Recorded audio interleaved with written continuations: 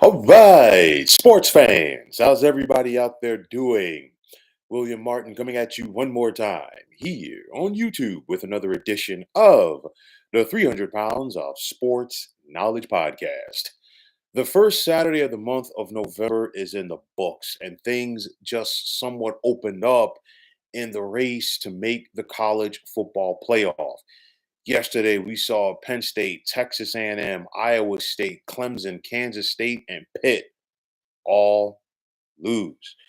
The biggest winners from the shakeup yesterday in the world of college football in regards to getting to the college football playoff definitely have to be Indiana, SMU, Notre Dame, LSU, Alabama, Ole Miss, and believe it or not, Penn State. And the reason why I'm going to throw Penn State into this mix is okay, the Nittany Lions came into action yesterday ranked third. And of course, we got the initial college football playoff rankings that are going to be coming out this week.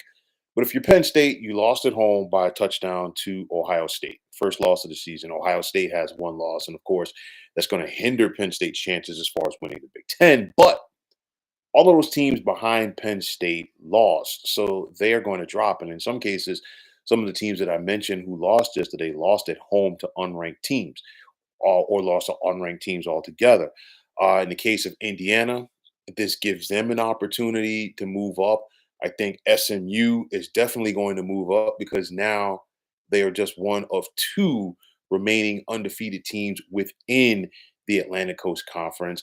Ohio State definitely moves up because Ohio State already had one loss. And now this gives them an opportunity to not only remain in things, but also remain with an opportunity to win the Big Ten and also potentially get that first round bye. For Notre Dame, clearly we know that the Fighting Irish do not have the luxury of having a conference championship game. So anybody that's going to fall behind them or in front of them is going to be advantage for Notre Dame as they look to hang around in the playoff race. For LSU, Alabama, and Ole Miss, we're talking about a trio of SEC teams that all have two losses on the season. Of course, for LSU, one of their losses came out of conference, but nonetheless, this gives them an opportunity to creep up and hang around in the action. And like I said yesterday with Penn State, yes, they lost. And I know a lot of people are going to get, you know, focus on, James Franklin's shortcomings against top five opponents, but Penn State is still in a good opportunity to make the college football playoff should they go out there and handle their business for the rest of the season. So you look at things, and the way I have it right now, and of course, this is not official rankings, but this is just me, breaking it down how I feel things look. Right now, I'm going to go with Oregon at one, Georgia at two, Miami at three, and I'm going to go BYU four. These are the top four conference champions. Then the at large and group of five bids. I'm going to go with Ohio State right now at five. I'm going to go with Texas at six, Penn State at seven, Indiana at eight, Tennessee at nine, Notre Dame at 10, Boise at 11, and I'm going to go with Alabama at number 12. Right now, the teams that I feel are right on the outside looking in, I'm going to go with SMU, I'm going to go with LSU, and I'm going to go with Ole Miss. Now, yesterday's shakeup was really felt in the Big 12. We saw Iowa State lose at home to Texas Tech. We saw K State lose on the road to Houston. And I think with all of that said, it's going to be a little bit tougher for the Big 12 now to get multiple bids for the college football playoff. BYU, they're undefeated overall, of course, but they're the only undefeated team, of course, within the Big 12. Everybody else has at least one loss. So Iowa State is clearly still in the hunt to make the conference championship game. Colorado also has one loss, but I think the loss yesterday, I really think for K State really impacts their chances as far as getting to the college football playoff. The Big 12 is wide open. Out of all of the Power Four leagues, definitely the Big 12 conference is wide open. The ACC was very interesting yesterday. We knew that something was going to give between SMU and Pitt. SMU looked very dominant last night in their win over Pitt. Not too many people saw Clemson losing at home to Louisville, but Louisville's got a solid team, and that really hinders Clemson's chances. And then right now, I know that SMU and Miami are both undefeated within the ACC, but Miami is really looking like the cream of the crop right now. So you got some games with some huge playoff implications coming this week. And I'm going to start in the SEC rather. You got Alabama and LSU on Saturday night. That's basically a de facto elimination game because if Alabama loses again, that's their third loss. That's their third loss within the SEC. I don't see the Crimson Tide being able to recover from that and get to the playoff. And the same could be said for LSU. If they lose that game, it would be their third loss, their second within the SEC. And I really don't see a scenario where the winner of that game would still be a legit contender to make the playoff. Also, you got Georgia taking on Ole Miss. Georgia, it's one of those where they didn't look great against Florida yesterday. That Florida defense came to play. You throw the rule book out of the window when it comes to rivalry games. But nonetheless, Georgia has had their struggles. Will they be up for this Ole Miss team? And when I say Georgia's had their struggles, Carson Beck, their starting quarterback, has been struggling. For Ole Miss, they already have two losses on the season. They lost at home to Kentucky, and then they lost on the road a couple of weeks ago to LSU.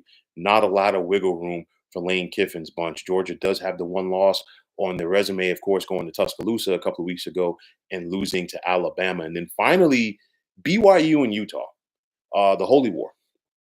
It's one of those where Utah is clearly out of things, but BYU has a lot on the table. They're undefeated. They're the top dogs right now in the Big 12. But nonetheless, when it comes to the rivalry games, especially the in-state rivalry games, you simply throw the rule book out of the window. So, like I said, K-State's chances, I really feel the Wildcats are done right now after their loss to Houston. Who's hanging on by a string?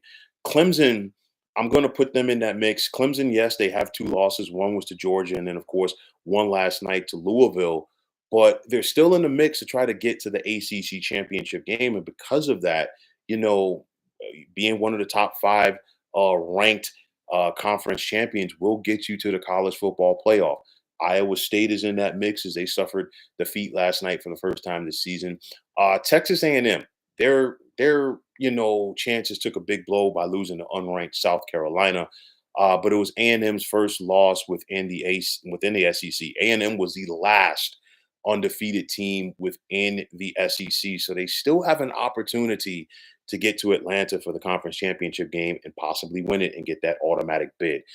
LSU, Ole Miss, and Alabama, like I said, they're all hanging on by a string. One of them is going to be eliminated this week, at least one, when you think about LSU and Alabama getting it on in Baton Rouge. So when it's all said and done, this is a shaping up to be a November to remember. And this is just the tip of the iceberg for me. Why? Because parity in college football is stronger than ever when it comes to the NILs and the transfer portals. Both of those by themselves have been game changers. And of course, the college football world has been turned upside down. How many people had it on their bingo cards that at this point of the season, we'd be talking about the Indiana Hoosiers being undefeated? No disrespect to that program, but I don't think too many people outside of that program really felt that the Hoosiers were capable of doing what they have been doing so far this season. And the same as far as the transition for SMU to the Atlantic Coast Conference and so many others. And like I said, I feel like this is just a tip of the iceberg.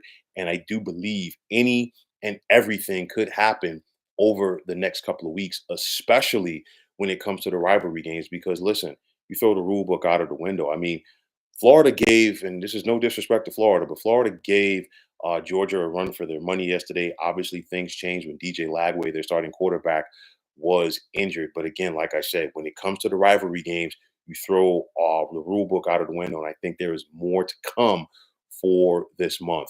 So you look at the teams that are in the mix to make the postseason, and who do I feel has the best chance right now? I look at Oregon. They're the top ranked team in the nation. They're also undefeated. Georgia has a very good chance. Miami looks like they have what it takes to run the table to at least get to the conference championship game. Ohio State had a big showing for themselves yesterday in defeating Penn State. Texas is right there. Like I said before, and I will say it again, Penn State lost, but Penn State is still right in that mix. Things really opened up for Notre Dame. And now, if they could run the table, and it's really set up for the Fighting Irish to go out there and run the table, they have a legit chance to make the college football playoff. And also, Boise State, a group of the highest ranked group of five champion, will get in. Boise has been playing phenomenal this season. They have a Heisman contender in running back Ashton Genty. And remember, Boise State's only loss this season was a 3-point defeat on the road in Eugene against Oregon. So, like I said, things are really shaping up. There's going to be more madness to come. This is kind of like March Madness in November, if you will. But nonetheless, this is the name of the game in college football. It's all about that race to the college football playoff. Things got really shaken up after yesterday's action with the upsets. There's going to be more upsets around the corner. That's the name of the game. Just sit back, watch, and enjoy the fun as a battle to get to the inaugural 12-team playoff is in full effect. So, folks, that is going to wrap it up. And as always, I want to take this time out to thank all of you for tuning into the 300 Pounds of Sports Knowledge podcast here on YouTube. I want to take this time out to thank all of you fine folks out there for tuning in. And if you haven't already, please feel free to subscribe to this channel. Now, if you're on the X, formerly known as Twitter, please feel free to follow me at 300 Pounds of Sports. And like I always say, if you follow me, it'll be my pleasure to follow you right back. There's also the sports discussion group on Facebook at the Sports Depot 365. Now you can check it out. Drop a line and be a part of one of the better sports debating sites going on social media. So once again, fine folks, my name is William Martin, and I am signing off. I'm saying take care and have yourselves a wonderful day.